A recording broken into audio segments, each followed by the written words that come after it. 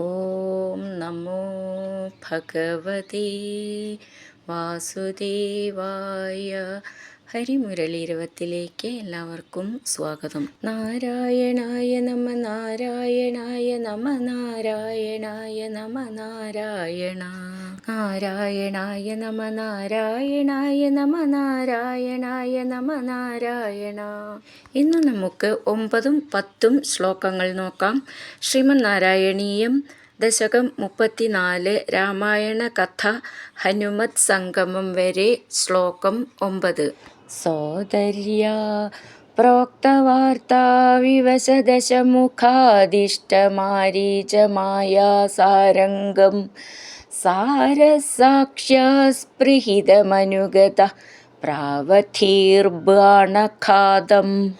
തന്മായാക്രന്ദനിര്യാപിതഭവദനുജാം രാവണസ്താമഹർഷീത് തേനാർത്തോപി ത്വമന്തഃ കിമപി മുദമഥാസ്തദ്വഥോപായലാഭാത്. ഈ ശ്ലോകം എങ്ങനെ ചൊല്ലുകയെന്ന് നോക്കാം. സോദര്യ എന്നുള്ളത് ദയയിലത്തെ, പ്രോക്തവാർത്ത വിവശ ദശമുഖാത് ഇഷ്ടമാരീചമായ സാരംഗം, അതുവരേക്കും ഒന്നിച്ച് ചൊല്ലാനുള്ളതാണ്. പ്രോക്ത എന്നുള്ളതിൻ്റെ കാ ത എന്നാണ്, ഒട്ടും ഊന്നണ്ട ത എന്നുള്ളത്.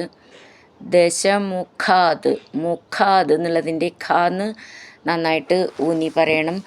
ദശമുഖാത് എന്ന് ഇവിടെ നിർത്തി ചൊല്ലുകയാണെങ്കിൽ പിന്നെ ഇഷ്ടമാരീചമായ സാരംഗം, ഇവിടെ വരട്ടുണ്ടല്ലോ, അപ്പോൾ ഈ സാരംഗം എന്നും കൂടി ചേർത്ത് ചൊല്ലണം.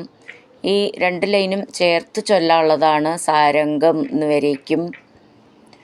സാരസാക്ഷ്യ ക്ഷ്യ എന്നുള്ള അക്ഷരം നന്നായിട്ട് ഊന്നി പറയണം. സ്പൃഹിതം അനുഗത, അവിടെ വിസർഗമുണ്ട്, അപ്പോൾ വിസർഗം പറയണം. സ്പൃഹിതമനുഗത. പ്രാവധീർബാണഖാദം, പ്രാവധീർ ധീ എന്നുള്ള അക്ഷരം നന്നായിട്ട് ഊന്നി പറയണം. ബാണ, ബാലൻ എന്നുള്ളതിലത്തെ ബ എന്നാണ്, ചേർത്ത് ചൊല്ലുമ്പോൾ മെല്ലെ ഊന്നണം. ബാണഖാദം, ഖ എന്നുള്ള അക്ഷരം നന്നായിട്ട് ഊന്നി പറയണം. അടുത്ത ലൈനും ഒന്നിച്ച് ചൊല്ലണം, പിരിക്കാതെ. തന്മായാക്രന്ദ നിര്യാപിത ഭവദനുജാം, ഭ എന്നുള്ള അക്ഷരം നന്നായിട്ട് ഊന്നി പറയണം. രാവണ താം അഹർഷീത്, രാവണസ്താമഹർഷീത്തേനാർത്തോപി, ചേർത്ത് ചൊല്ലുമ്പോൾ അങ്ങനെ വരും. രാവണസ്താമഹർഷീത് എന്നവിടെ വിട്ട് ചൊല്ലുകയാണെങ്കിൽ പിന്നെ തേനാർത്തോപി എന്ന് മതി. തേനാർത്ത അപി, അത് ചേർത്തിട്ടാണ് തേനാർത്തോപി. ത്വം അന്ത, ത്വമന്ത, അവിടെ വിസർഗമുണ്ട്, അപ്പോൾ വിസർഗം പറയണം. കിം അപി, കിമപി. മുദം അഥ, മുദമഥ. തത് വഥോപായലാഭാത്, ചേർത്ത് ചൊല്ലുമ്പോൾ മുദമഥാസ്തദ്വഥോപായലാഭാത്. ഇവിടെ മുദം അഥ എന്നുള്ളതിൻ്റെ ഥ എന്ന് നന്നായിട്ട് ഊന്നി പറയണം. തത് എന്നുള്ളതിൻ്റെ ദയയിലത്തെ ദ എന്നാണ്. വഥോ എന്നുള്ളതിൻ്റെ ഥോ എന്ന് നന്നായിട്ട് ഊന്നി പറയണം. ലാഭാത് എന്നുള്ളതിൻ്റെ ഭാന്നും നന്നായിട്ട് ഊന്നി പറയാനുള്ളതാണ്. അങ്ങനെ നിർത്താം. സോദര്യ പ്രോക്തവാർത്ത വിവശദശമുഖാദിഷ്ടമാരീചമായ സാരംഗം സാരസാക്ഷ്യാ സ്പൃഹിതമനുഗത പ്രാവധീർബാണഖാദം തന്മായാക്രന്ദനിര്യാപിതഭവദനുജാം രാവണസ്താമഹർഷീത് തേനാർത്തോപി ത്വമന്തഃ കിമപി മുദമഥാസ്തദ്വഥോപായലാഭാത്. അടുത്തത് 10ാമത്തെ ശ്ലോകം. ഭൂയസ്തന്വീം വിജിന്വന്നഹൃതദശമുഖസ്ത്വദ്വധൂം മദ്വഥേനേത്യുക്ത്വാ യാതേ ജടായൗ ദിവമഥ സുഹൃദ പ്രാതനോ പ്രേതകാര്യം ഗൃഹാനം തം കബന്ധം ജഘനിഥ ശബരീം പ്രേക്ഷ്യ പമ്പാതടേ ത്വം സംപ്രാപ്തോ വാദസൂനും ഭൃശമുദിതമനാഃ പാഹി വാതാലയേശ. ഈ ശ്ലോകം എങ്ങനെ ചൊല്ലുമെന്ന് നോക്കാം. ഭൂയ തൻവീം ഭൂയസ്തൻവീം. ഭൂ എന്നുള്ള അക്ഷരം നന്നായിട്ട് ഊന്നി പറയാനുള്ളതാണ്. വിജിന്വൻ അഹൃത ചേർത്തിട്ട് വിജിന്വന്നഹൃത. ദശമുഖ സ്തുദ്വധൂം അത് ചേർത്തിട്ട് ചൊല്ലാനുള്ളതാണ്. മുഖ എന്നുള്ളതിൻ്റെ ഖാന്ന് നന്നായിട്ട് ഊന്നി പറയണം. സ്തുദ്വധൂം എന്നുള്ളതിൻ്റെ ധൂം എന്നുള്ളത് നന്നായിട്ട് ഊന്നി പറയണം.